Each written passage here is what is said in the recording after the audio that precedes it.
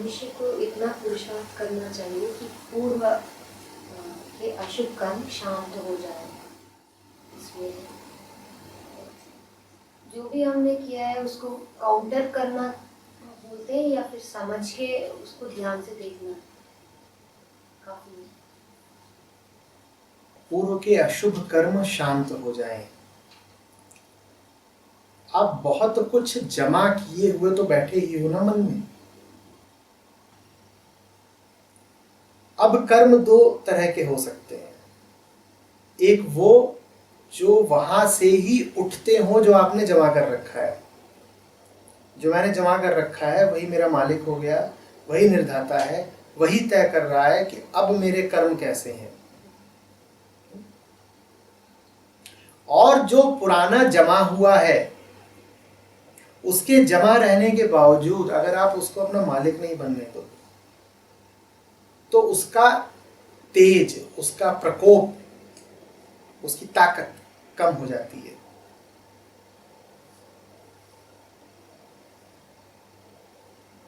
उसका बल ही जैसे गिर जाता है।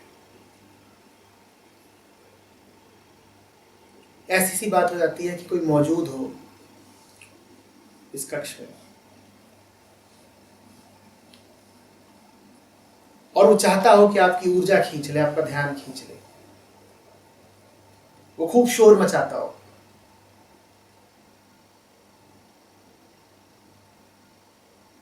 लेकिन आप उसके शोर पर कान ही नहीं रख रहे, आप सुन ही नहीं रहे। धीरे धीरे उसका शोर मचाना कम होता जाएगा, उसके प्राण सूखते जाएंगे।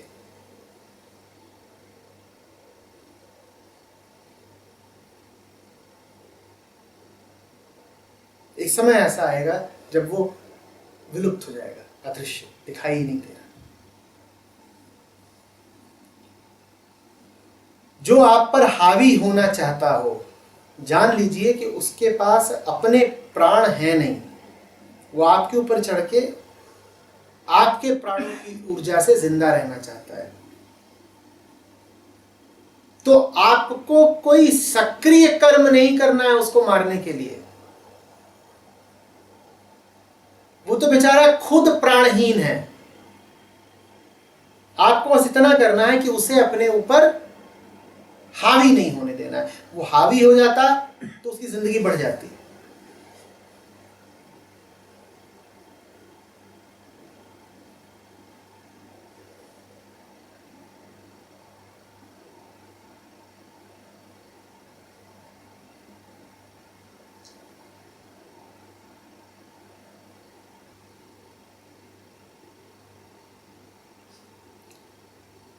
उसे शोर मचाने दीजिए, अब ध्यान मत दीजिए।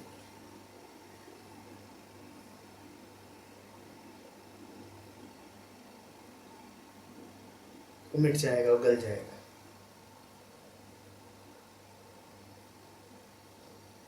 अगर काम सही भी हुआ हो, फिर ये डर वापस आने की कोशिश करता है। इस वक्त वो पुरुषार्थ से काम ले, कि ध्यान से ले कि ये सिर्फ डर है। कितना रोल होता है इसका। आप खाली कब होते हैं? आपके पास अवकाश कहाँ है कि डरें और ये सब करें? उद्योग, पुरुषार्थ, उचित कर्म, ये कोई यदा कदा होने वाली चीजें थोड़ी ही हैं। तो एक निरंतर धारा है ना। आप उसको रोकोगे, पीछे मुड़ के देखोगे, तब ना पीछे जो डर खड़ा हुआ है उसको मौका मिलेगा आप पे हावी होने का। आप अगर लगातार उचित कर्म में उद्यत ही हो तो डरने का मौका कहाँ है आपके पास? हाँ, आपकी अपनी ही इच्छा हो कि बहुत दिनों से डरे नहीं, अब जरा डरना चाहिए,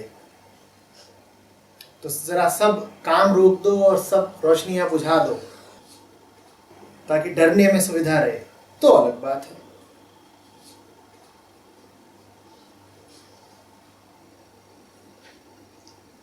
आप किसी से दूर दूर दूर दूर दूर जाते ही जा रहे हैं, जाते ही जा रहे हैं,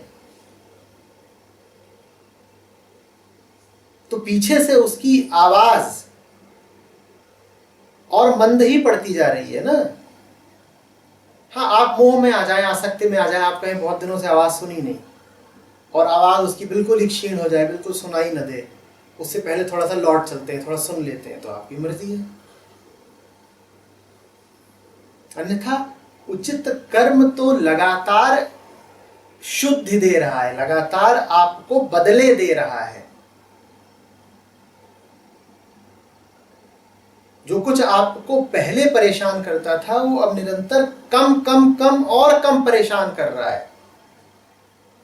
तो अचानक परेशानी बढ़ कहां से गई?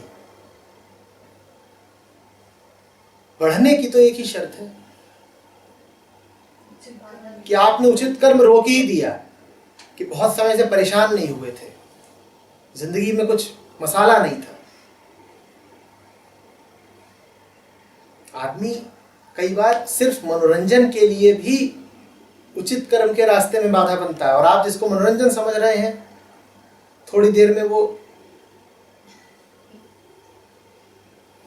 बिल्कुल वैसी बात है कि बच्चे पे कुत्ते की पूंछ पे पैर रख के खड़े हो जाते हैं। हाँ, उनको तगड़ेगा काटते हैं।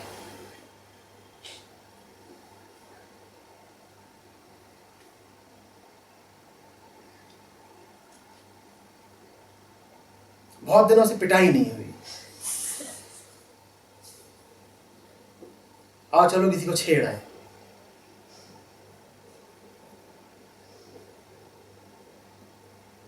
और जिसको तुम छेड़ रहे हो, तुम्हारे छेड़ने से ही जिंदा है। तुम उससे दूर होते जाओ, तुम उसे छेड़ो ही नहीं। उस बेचारे की अपनी जान, अपनी ताकत है ही नहीं, वो गिरता जा रहा है। तुम पास गए, तुमने छेड़ दिया, जैसे तुमने उसको चार्ज कर दिया दोबारा, तुम्हारे प्राण उसमें आविष्ट हो गए।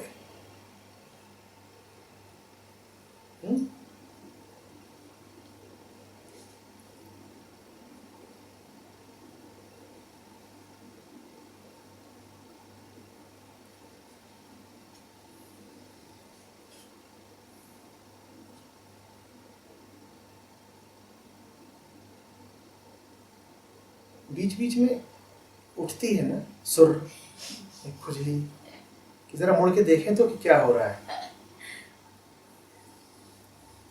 और तुम ये भूल जाते हो कि मुड़ के देखते हो। उस मुड़ के देखने में तुम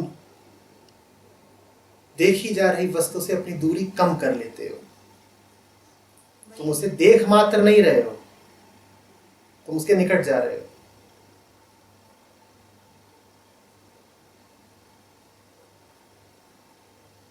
फिल्म आई थी मिल्खा सिंह पर,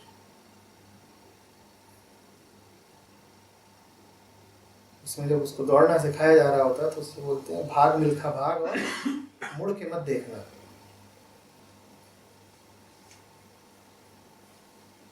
और एक मौका आता है जब सिर्फ मुड़ के देखने के कारण वो पिछड़ जाता है।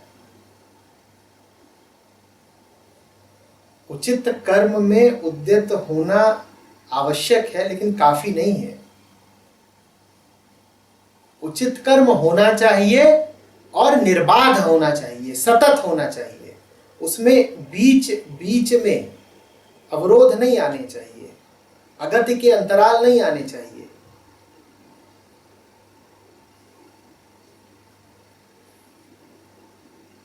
चलना ही काफी नहीं है, न रुकना भी जरूरी है।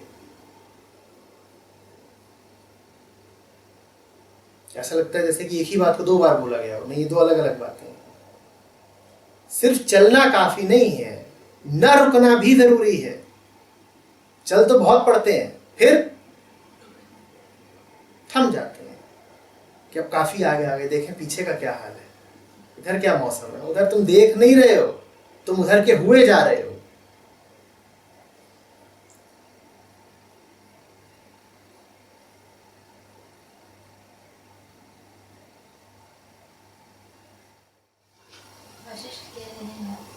जो मूर्ख तत्व को नहीं जानते वे ही अपने बालकपन के कारण स्वाभाविक अवस्थाओं से दूर भागते। बालकपन कह रहे, अहंकार नहीं कह रहे। अप्रौढ़ता, अप्रौढ़ता। बालकपन कहना उचित भी है, बालकपन से अर्थ है वैसे जैसे तुम पैदा होते हो। वैसे जैसे तुम पैदा होते हो। कैसे पैदा होते हो? अहंकार की गांठ पैदा होती है। बड़े होने का ही तो अर्थ होता है कि अपने छुटपन से तुमने मुक्ति पाई। बालकपन समझ लीजिए कि क्षुद्रता। बालकपन माने छुटपन, क्षुद्रता।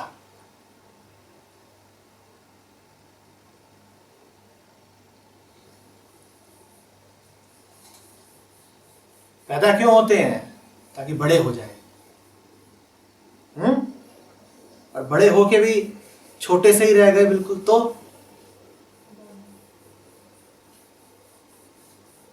भावन।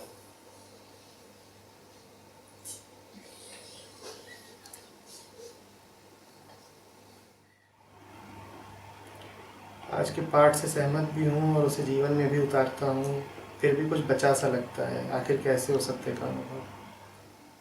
तो पाठ है, उसे तुम जीवन में उतारते हो, क्या बचा सा लगता है? जो उतार रहा है वो बचा सा लगता है। जो उतार रहा है वो बचा सा लगता है।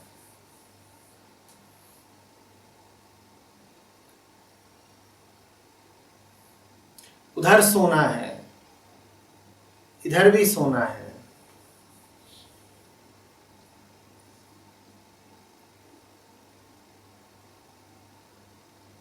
और उधर के स्वर्ण को कोई इधर कर रहा है।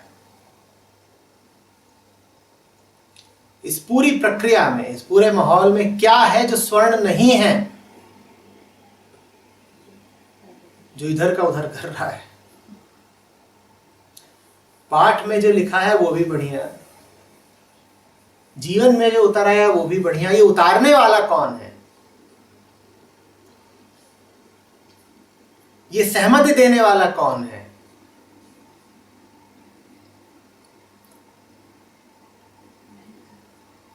ये तो तुम हो ना।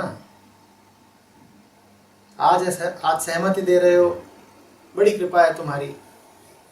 कल असहमति भी दे दोगे।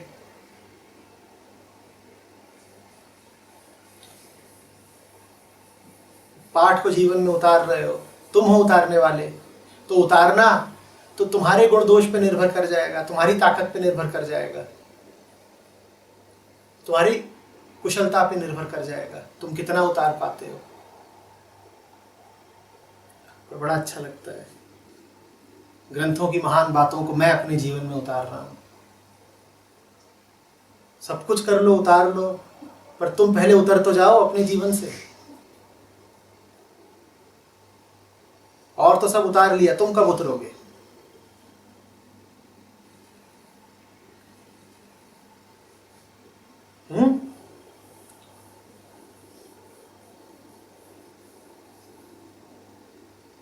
हालत हमारी ऐसी है कि जैसे कोई किसी पेड़ पे चढ़ जाए, और पेड़ बेचारा अब मोटे आदमी के वजन तले थर थर कांपे, तो आदमी उस पेड़ के जितने फल फूल पत्ते हों सब नीचे तोड़ तोड़ के फेंक दे। कहीं इस पेड़ पे वजन बहुत ज्यादा है, इस पर जो कुछ चढ़ा हुआ था हमने सब नीचे फेंक दिया, सारे इसके फल तोड़ के फेंक दिए, सारी डालियां फेंक दी, सारी पत्तियां फेंक दी, सब उतार दिया। तुम कब उतरोगे?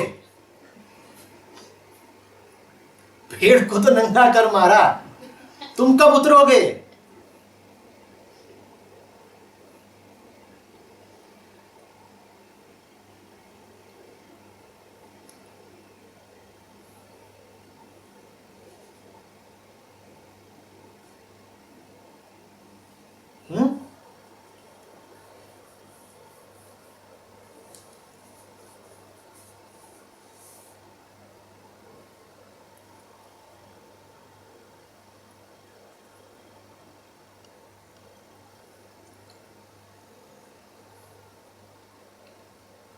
जर्जर नाव थी, वजन बहुत ज्यादा था, चढ़ गए उस पर और जितना सामान था सब फेंक दिया। तुम कब उतरोगे? नाव ही खोजना शुरू कर दिया। अपना भी तो बताओ।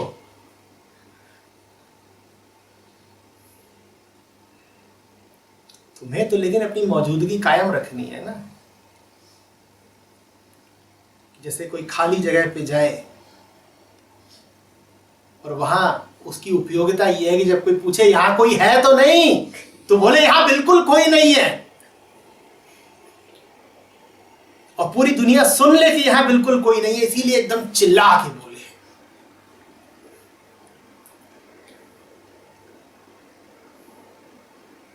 सन्नाटे को भी सुनाई दे जाए, ऐसी गड़गड़ाहट में बोले यहां कोई नहीं है।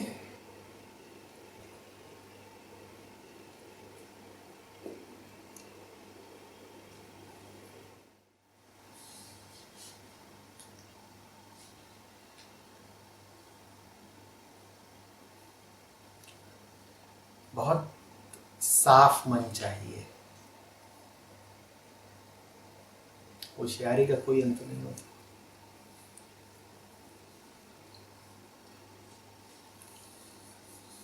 सारे तर्क आपका समर्थन कर देंगे, सारी युक्तियां आपका समर्थन कर देंगी, सारी बहसें आप जीत लोगे, सारे मुकदमे आप जीत लोगे।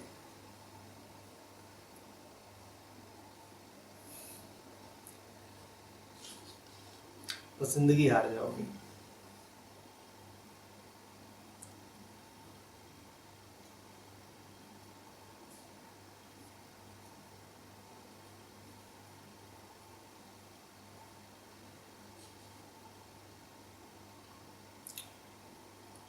आप दूसरों को ही नहीं, अपने आप को ही बना सकते हो। आप अपने आप को भी साबित कर सकते हो कि मैं तो बिल्कुल ठीक हूं। वाकई आपको ऐसा लगेगा भी कि आपने बिल्कुल ठीक जीवन बिताया है, आपकी सत्यनिष्ठा में कोई कमी नहीं है, आपके भीतर कोई दुराग्रह, कोई बेईमानी नहीं है। आप अपने आप को ही आश्वस्त कर सकते हो। कर लो।